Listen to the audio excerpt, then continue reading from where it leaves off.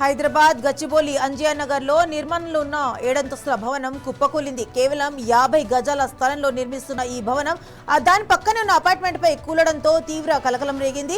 మరి ఈ ప్రమాదంలో శిథిలాల కింద చిక్కుకున్న 2 మృతి చెందారు. అదేవిధంగా పలువురికి గాయాలు కూడా అయ్యాయి. మరి దీనిపైన మరిన్ని అప్డేట్స్ మనకి అక్కడ మన ప్రతినిధి రమేష్ గారు ఉన్నారు.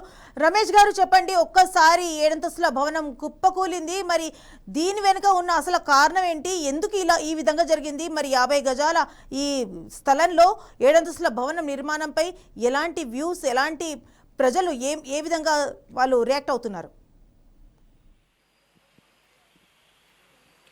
ఏదైతే అంజయ్య నగర్లో జరిగినటువంటి ఈ కొలాప్స్ 7th ఫ్లోర్ బిల్డింగ్ అయితే కొలాప్స్ అయింది మాధురి. ఇందులో ఇప్పటికే 2 మరణించినట్టుగా కూడా అధికారికంగా కూడా ధృవీకరించడం జరిగింది. క్షతగాత్రులకు సంబంధించి లేదా శిథిలాల కింద ఇంకా మరింత మంది వ్యక్తులు ఉన్నారా అనే దాంట్లో కూడా ఇంకా శిథిలాల కింద వెతుకుతున్నటువంటి పరిస్థితి ఉంది. కానీ ఆ ప్రమాద తీవ్రతతో ఇక్కడ స్థానికులు, ఈ బిల్డింగ్ పక్కన కొలాప్స్ అయిన బిల్డింగ్ పక్కన ఉన్నటువంటి స్థానికులు అయితే ఆందోళన చెందుతున్నారు. భయాందోళనకు కూడా గురైనటువంటి పరిస్థితి ఉంది.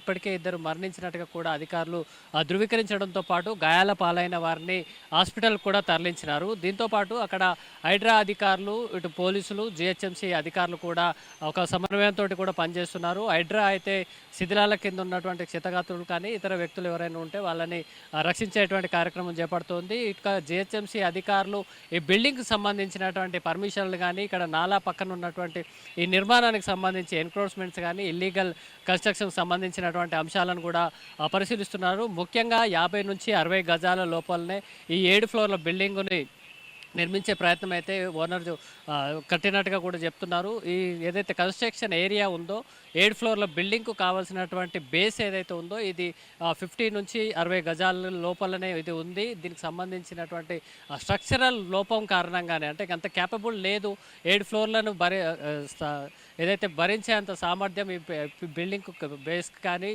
పిల్లర్లకు కానీ లేకని కారణంగానే ఇది కోల్పోయినట్టుగా కూడా అంచనాకు వస్తున్నటువంటి పరిస్థితి ఉంది. మామూలుగా 2 ఫ్లోర్లు అయితే కన్స్ట్రక్షన్ అయితే కొంచెం సాలిడ్గా ఉండేటువంటి అవకాశం ఉంది 50 గజాల ఫ్లింత్ ఏరియాలో మాత్రం. కానీ అంతకు మించి, సామర్థ్యానికి మించి నిర్మించే ప్రయత్నం చేశారు. ఈ బిల్డింగ్తో పాటు చుట్టుపక్కల ఉన్నటువంటి బిల్డింగులు కూడా చాలా వరకు ఈ విధంగానే స్ట్రక్చరల్ వైబిలిటీ తోటి ఉండడం కారణంగా కూడా కోల్పోయేటువంటి అవకాశాలు ఉన్నట్టుగా కూడా చెప్తున్నారు. ముఖ్యంగా అంజయ్య నగర్లో గతంలో కూడా అనేక రకాలైనటువంటి భవనాలకు సంబంధించి అనుమతులు లేకపోవడం కానీ, ఇల్లీగల్ కన్స్ట్రక్షన్స్ కూడా నిర్మిస్తున్నట్టుగా కూడా అధికారుల దృష్టికి వచ్చింది. ఇప్పుడు ప్రధానంగా ఈ బిల్డింగ్కు సంబంధించి జిహెచ్ఎంసీ అధికారుల నుంచి, టౌన్ ప్లానింగ్ అధికారుల నుంచి కూడా ఎలాంటి అనుమతి లేనట్టుగా కూడా స్పష్టంగా తెలిపోయింది ఇప్పటికే. దాంతోపాటు ఏదైతే అక్కడ స్థానికంగా టౌన్ ప్లానింగ్ అధికారులు అయితే ఫీల్డ్లో ప్రతిక్షణం తిరుగుతూ ఉంటారు. ఇట్లాంటి ఇల్లీగల్ కన్స్ట్రక్షన్స్ కానీ, ప్రభుత్వ స్థలాలు, నాలాలకు సంబంధించి ఎన్క్రోచ్మెంట్ జరిగిన సందర్భంలో ఫీల్డ్లో తిరిగేటువంటి అధికారులు అయితే ఆ బిల్డింగ్కి సంబంధించి నోటీసులు ఇవ్వడం, కన్స్ట్రక్షన్ స్టాప్ చేసేటువంటి వ్యవస్థ కూడా ఇటు మున్సిపల్ కార్పొరేషన్ల పరిధిలో ఉంది. కానీ ఇప్పుడు ఈ బిల్డింగ్ కూలిపోయి ఇప్పటికే 2 కూడా ప్రాణాలు కోల్పోయినటువంటి పరిస్థితి కూడా కనిపిస్తుంది. అసలు ఫీల్డ్ తిరిగేటువంటి అధికారులు, టౌన్ ప్లానింగ్ అధికారులు కానీ, ఉన్నతాధికారుల పర్యవేక్షణ ఏ స్థాయిలో ఉంది అనేది ఈ ఘటన అర్థం పడుతుంది. అధికారుల నిర్లక్ష్యానికి ప్రాణాలు బలైనట్టుగా కూడా తెలుస్తుంది.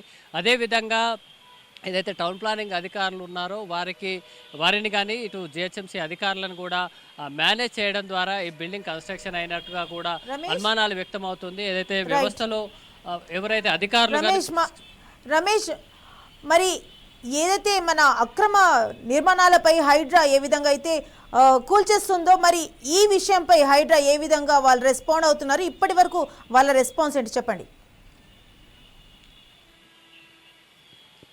హైడ్రా అధికారులు అయితే ప్రస్తుతం, హైడ్రా సిబ్బంది ప్రస్తుతం సహాయక చర్యల్లో ఉన్నారు మాధురి.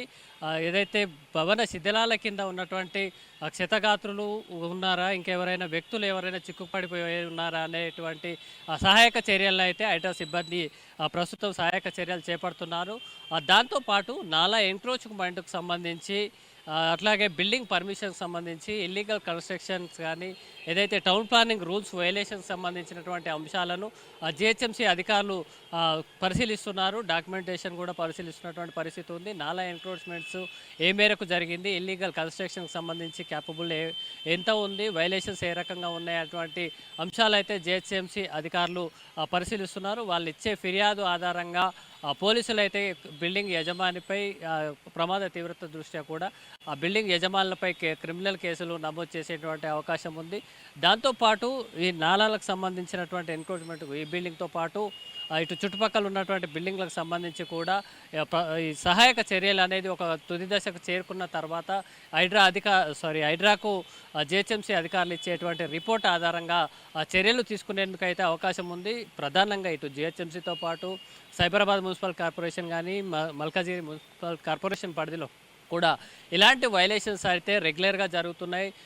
టౌన్ ప్లానింగ్కి సంబంధించి అనేక ఫిర్యాదులు వస్తున్నప్పటికీ ఇటు క్షేత్రస్థాయిలో ఫీల్డ్ వెరిఫికేషన్ కానీ రెగ్యులర్ చెకింగ్ చేసే వ్యవస్థ అయితే అన్ని కార్పొరేషన్ పరిధిలో అందుబాటులో ఉంది. అయినా కూడా చిన్న చిన్న వైలేషన్స్కు సంబంధించి వదిలిపెట్టినప్పటికీ భారీ స్థాయిలో ఇలాంటి అనుమతులకు మించి కానీ అసలు చట్టం తెలిసినప్పటికీ కూడా కొంతమంది యజమానులు ప్రధానంగా చూసుకుంటే ఇవి రెసిడెన్షియల్ ఇల్లులుగా నిర్మిస్తున్నప్పటికీ తర్వాత కమర్షియల్గా అంటే ఇటు హాస్టల్కి కానీ రెంట్స్కి ఇచ్చేసి కమర్షియల్ కాంప్లెక్స్లుగా మారుస్తున్నారు.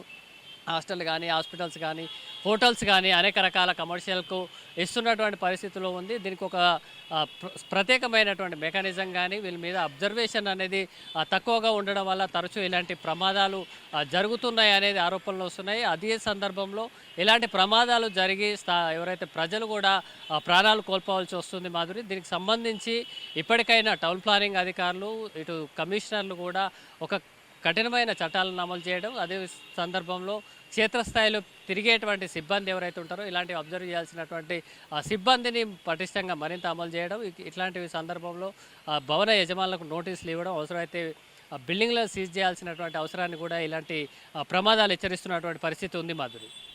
Thank you Ramesh.